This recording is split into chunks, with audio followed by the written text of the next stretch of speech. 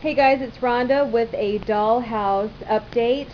This is the main house on Snickerdoodle Street, and it was a purchase as is, and it was in very bad condition. I'm trying to slowly restore it. It had some clapboard siding here, and as you can see on this side it was warping, so I'm in this extensive process of taking off the warped siding. This was actually on the front here, and so I had to take all of that off. Now there's just these last strips. The ones that came off easily obviously were the ones that were warped and had space behind them so I could get the tools behind to pop them off, but this is going to take a little more work.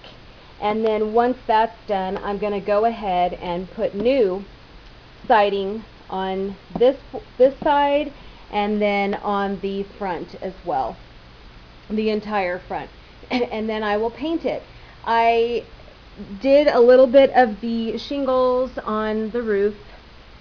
This I did a while back on the porch and on the dormer windows, and then I've put some here on the rooftop. And I ran out of shingles again, like 4 bags already, and so I have to still do this part of the roof. And then I've got to get some, some finishing trim pieces for the little grooves. So that's basically what Snickerdoodle Street is up to. Just trying to get the outside of this house done. It really needs some kills because of the dryness to the wood. So this has already been treated.